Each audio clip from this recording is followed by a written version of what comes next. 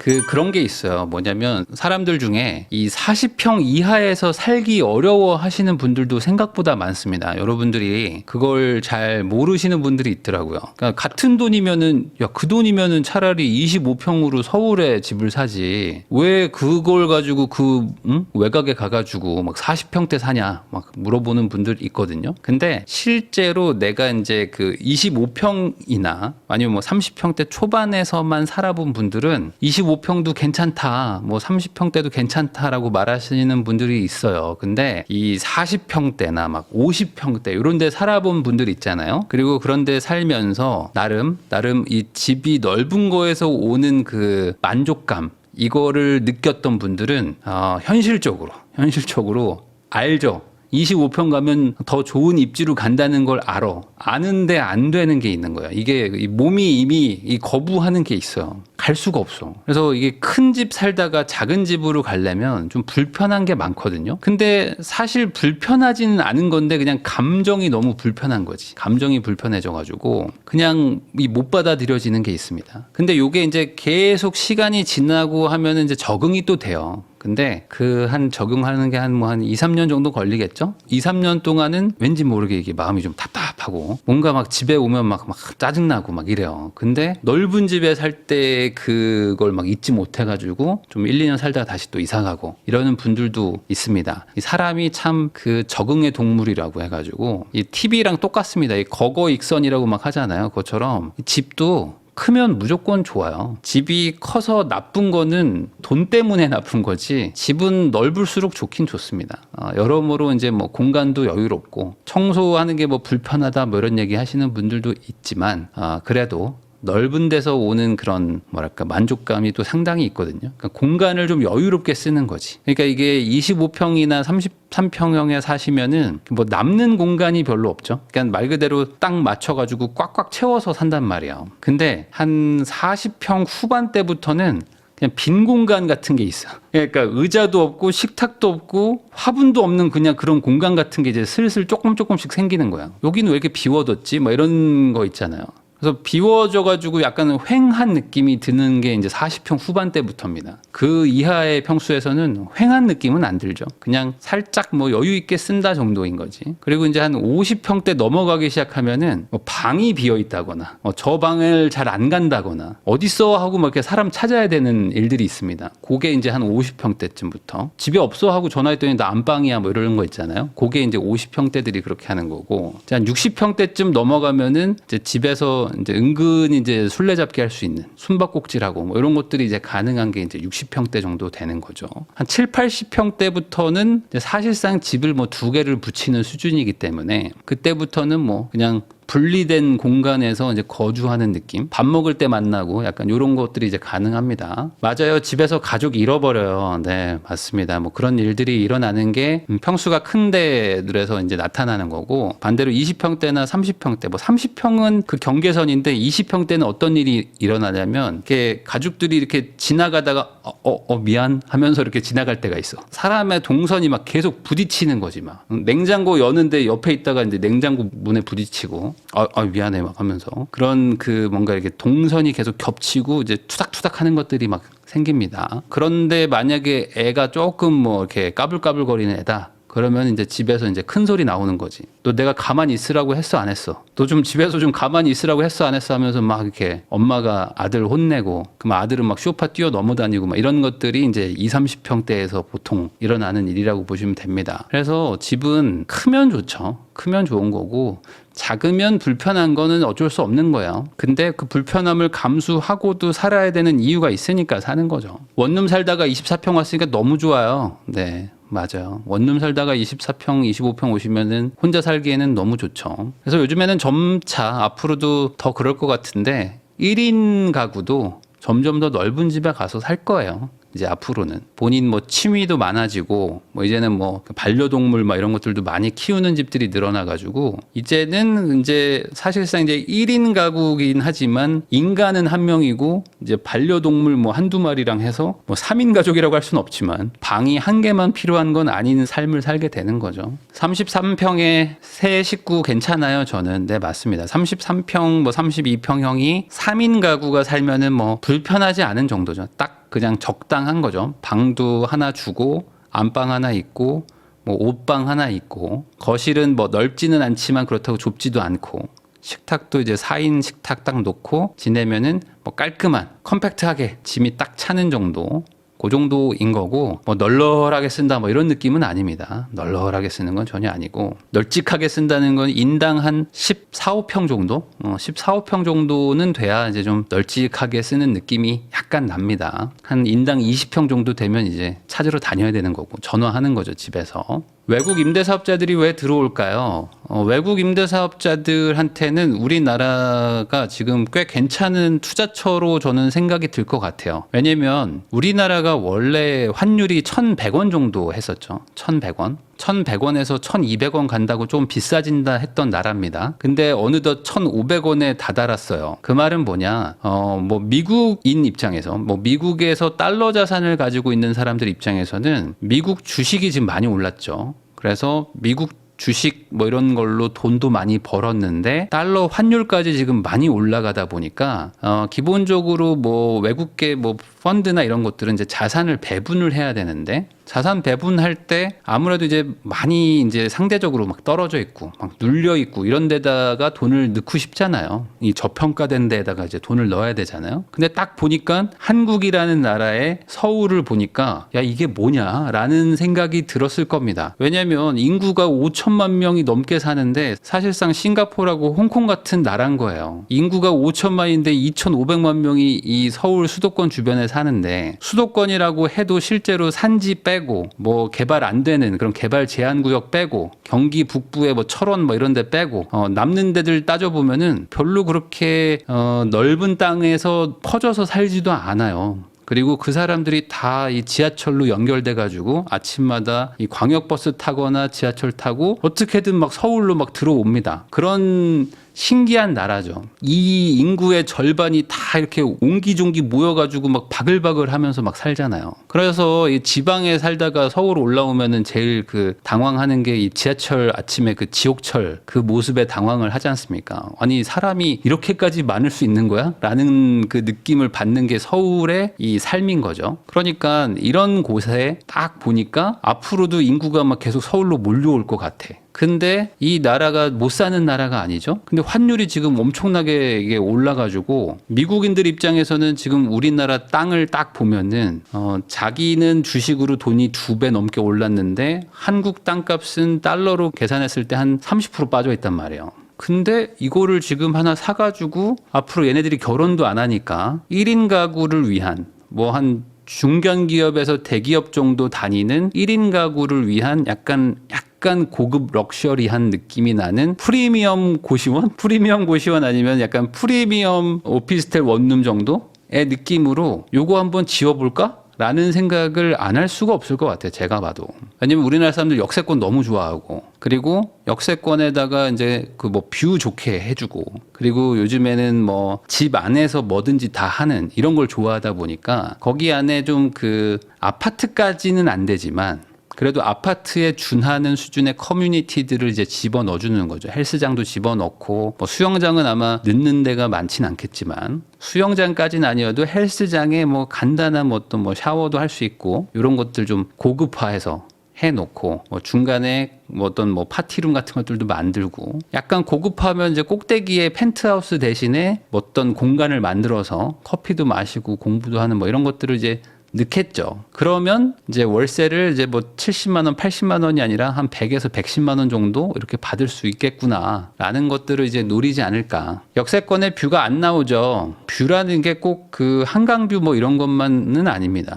나름 그냥 시티뷰가 나와도 괜찮은 거죠. 왜냐면 이 서울에는 뷰가 나오는 거는 진짜 희귀해요. 희귀합니다. 여러분들도 아파트 사시는 분들 중에 뷰 나오는 데 있어요? 거의 없으실걸요? 대다수 한국에서 거주하는 사람들은 이 뻥뷰라고 하죠. 그러니까 이 집의 이 발코니에 있는 그 샤시 바깥을 보면서 뭐 이렇게 탁 트여 있는 거를 보는 게 거의 없습니다. 대부분 그냥 앞동에 가려져 있거나 아니면 빌라 살면 당연히 뭐 앞집, 옆집 뭐 이런 데 다 그냥 가려져 있고 뭐 전봇대 뷰 나오고 막 이러죠. 그런 데다 보니까 어떤 뷰라는 개념을 얻기가 쉽지 않습니다. 뷰가 나오는 데가 보통 어디냐면은 상업지역입니다. 상업지역에 고층 건물들이 그래도 뷰가 나와요. 이 도로변에 이제 붙어 있다 보니까 하다못해 대로 건너편이라도 건물이 좀 멀리 있잖아요. 그러니까 좀 시티뷰가 조금 나오는 거지. 그래서 오히려 그렇게 약간 좀 고급 럭셔리로 해서 이 역세권에 당연히 짓겠죠. 원래라면은 오피스 빌딩 올라올 곳에다가 프리미엄 1인 가구를 위한 그 원룸 오피스텔 같은 거를 막 이제 지을 것 같습니다. 그래서 이제 거기서 좀 고가의 월세를 받으려고 하는 것 같아요. 그래서 그게 뭐 한국의 양질의 주거 문화를 전파하겠다 뭐 이런 개념이라기보다는 그냥 이 역세권의 아주 핵심 지역의 좋은 땅들을 돈이 많고 환율이 지금 워낙 높다 보니까 요럴 때 이제 아주 싸게 잘 잡아가지고 한 뭐 10년, 20년 이렇게 운영하다 보면은 비싸지지 않을까라는 생각으로 들어오는 것 같습니다.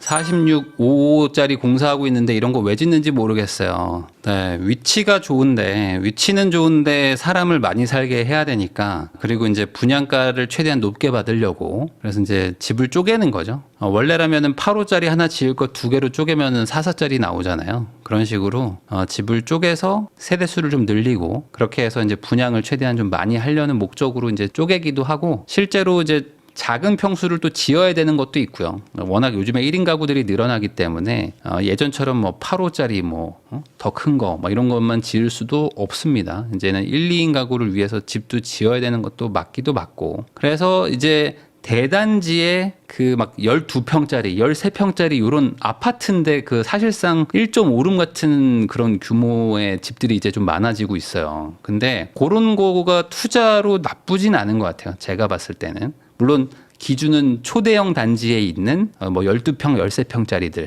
이런 겁니다. 왜냐하면 요즘에는 이제 1인 가구, 2인 가구가 진짜 많아졌어요. 이제 거의 뭐 절반이 넘어가잖아요. 그러니까 이제는 작은 집도 상관없는 사람들이 늘어나고 있습니다. 근데 집은 작아도 되는데 그 뭐랄까요? 집이 작아도 괜찮아. 근데 자랑할 수 있는 집이면 좋겠어라는 생각하는 분들이 많더라고. 그러니까 요즘에 뭐 프리미엄 무슨 뭐 1인 가구 뭐 이런 대상의 뭐 원룸 뭐 오피스텔 같은 게 영업이 잘 되는 거예요. 월세를 막 100만 원, 110만 원, 뭐 120만 원 주고도 산다니까요. 그러면 왜 거기 살까? 동네가 우선 입지가 좋고 그리고 나 어디 살아라고 했을 때 다 이해해주고 너 좋은 동네 사네. 야 거기 살면 어때? 뭐 진짜 좋아? 좋지 뭐 여기 나 뭐 한강 자주 가서 뛰어 막 이런 얘기 막 한단 말이지. 집은 작더라도 그런 것처럼 집이 넓은데 외곽에 사는 것보다는 집이 좀 작더라도 이 도심에 살고 싶다라는 수요가 분명히 있단 말이에요. 근데 그게 만약에 대단지에 들어가 있다? 그러면 이제 대단지 커뮤니티를 같이 이용하는 거 아닙니까? 이 집이 50평인 사람만 뭐 헬스장 들어가고 뭐 14평짜리들은 못 들어가고 뭐 이런 것도 아니잖아요. 내가 13평의 아파트에 살아도 이 단지 조경은 똑같이 누린단 말이지. 이 주차와 이 조식 중식 시스템도 똑같이 누린단 말이죠. 그러니까 집만 작을 뿐이지 이 집 문을 열고 나왔을 때의 이 단지의 쾌적함과 그리고 어떤 그 남한테 말할 수 있는 그런 것들까지 다 고려하면은 이 소형 평수인데 초대형 단지에 붙어 있는 것들은 앞으로도 계속 인기가 있을 거라고 저는 생각은 합니다. 그래서 사실 이미 인기가 많아졌죠. 그래서 이제 가격이 보면 평당가가 30평대들보다 작은 게 뭐 훨씬 더 비싸기도 하고 막 그래요. 근데도 사람들이 사는 게 어차피 나 혼자 살 건데 돈도 있는데 굳이 뭐 내가 뭐 이렇게 작은 단지 가서 살 이유 있나 하면서 이제 그런 것들이 이제 수요가 좀 붙는 거죠. 그래서 뭐 올림픽 파크 포레온이나 뭐 이런 데들 보면은 지금 아주 소형 평수들이 있는데 그런 것들도 다 이 분양가 대비 많이 올랐습니다. 근데 그런 초대형 아파트에 있는 것들 말고 그냥 조금 작은 것들은 또 잘 안 올라가요. 요 차이가 좀 있는 것 같아요. 남들한테 말했을 때 좀 번듯한 단지, 야 멋있다 하는 곳 이런 곳들은 작아도 올라간다. 근데 그런 거 아니고 그냥 위치는 좋은데 뭐 딱히 뭐 이렇게 말해도 잘 모르고 이러는 곳들 있잖아요. 그런 것들은 이제 대체제가 있기 때문에 잘 안 오르는 것 같기도 합니다.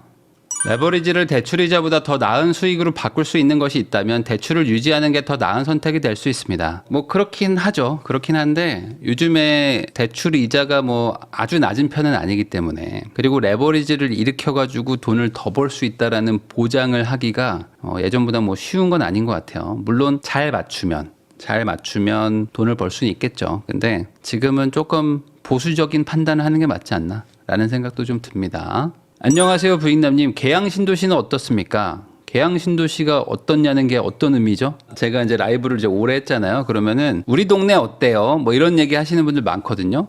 근데 그걸 나쁘다고 할 수가 없습니다. 이성적인 말만 하면은 계양신도시는 위치는 그래도 괜찮습니다. 위치는 괜찮아요. 근데 뭐 교통편이 좋다고 아직은 말할 수 없습니다. 아직은.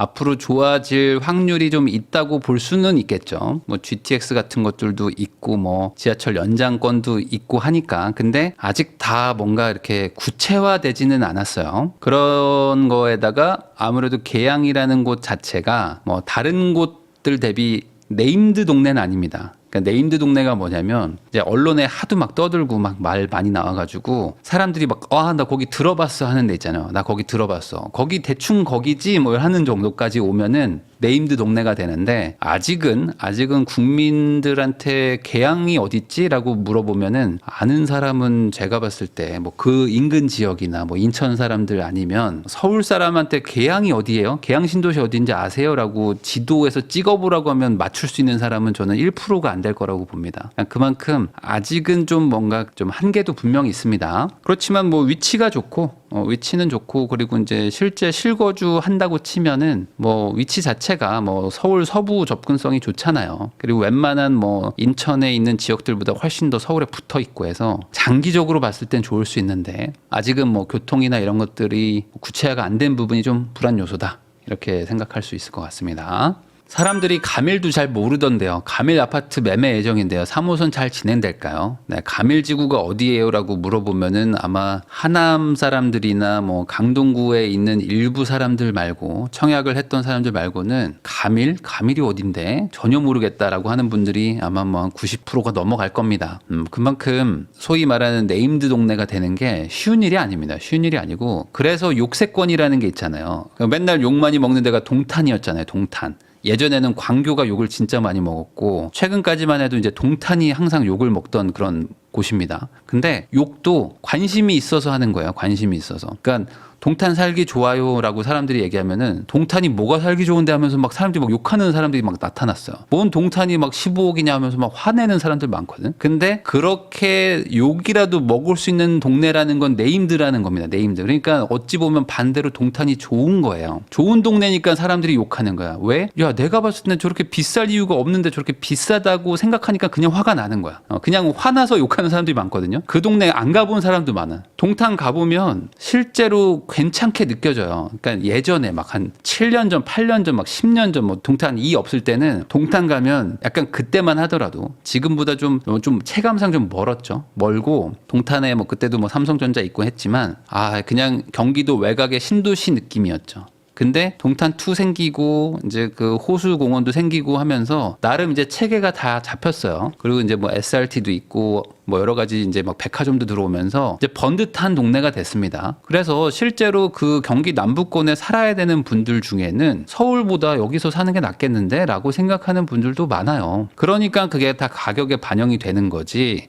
그냥 단순히 뭐 사람들이 잘 몰라가지고 뭐 야, 이 돈이면 저기 사지 뭐하러 이걸 사냐 하면서 그러고 있는 게 아니거든요. 근데 대부분 다른 동네 사는 사람들, 그리고 뭐 동탄에 뭐 가본 적도 없는 사람들이 인터넷으로 욕하는 거예요. 그게 왜 하냐? 거기가 네임드여서. 그러니까 역설적으로 그 동네가 좋은 거일 수도 있는 거죠. 그래서 차라리 욕 먹는 게 낫습니다. 뭐 아주 극단적으로 얘기하면은 집값이 올라가는 거는 관심이기 때문에, 관심을 갖기 때문에 욕을 하는 거예요. 그러니까 욕도 안 한다. 예를 들어 거기가 어딘데요? 라고 하면은 아직 우리는 조금 좀 기다려야 되겠는데? 라는 생각을 하게 될 수도 있는 거죠. 안녕하세요. 부익남님 덕에 월세 살면서 가격 보고 있다가 작년에 하락했을 때 좋은 가격에 전세 끼고 샀다가 오늘 실거주 입주했습니다. 축하드립니다. 너무 좋네요. 아름다운 밤입니다. 남편한테 부익남님 덕에 좋은 가격에 사서 들어가는 거라 얘기했어요. 남편도 인정했습니다. 감사합니다. 또 내일이 또 크리스마스 이브네. 그러니까 기분 진짜 좋겠네요. 자기 집을 사는 것도 힘든데 들어가서 사는 건 더 힘듭니다. 생각보다 집을 가지고만 있지 못 들어가는 경우도 많거든요. 그래서 자기 집에 들어가서 딱 살 때 그 기분 너무 좋지. 너무 좋고 그리고 딱 이제 이런 집을 실거주를 한 다음에 처음 오는 어떤 그 가족 행사나 아니면 어떤 이런 기념 이벤트가 있는 날이 있어요. 그러니까 이번에 보면 이제 크리스마스 이브가 되겠죠. 그러니까 예를 들어 이제 이사 간 지 며칠 안 된 거야. 이사 간 지 이제 뭐 한 2, 3주 됐어. 그래가지고 이제 짐 풀고 이제 막 정신 없죠. 정신 없는 상태에서 약간 안정됐는데 크리스마스 이브가 딱 된 거야. 그럼 보통 뭐 하는 줄 아세요? 여러분들? 이제 내 집을 샀으니까 내 집을 사가지고 내가 실거주 하니까 얼마나 좋아요. 그러니까 트리 사죠. 트리 사가지고 거실 옆에 딱 해놓습니다. 그리고 이제 거기다 막 전구를 막 이제 빙빙빙 감기 시작할 거예요. 아마 하셨을 겁니다. 했을 것 같아, 내가 봤을 때. 안 했으면 안 했다고 말해주세요. 대부분의 사람들은 합니다. 원래 트리 그런 거 사지도 않아. 근데 이상하게 실거주를 하잖아요.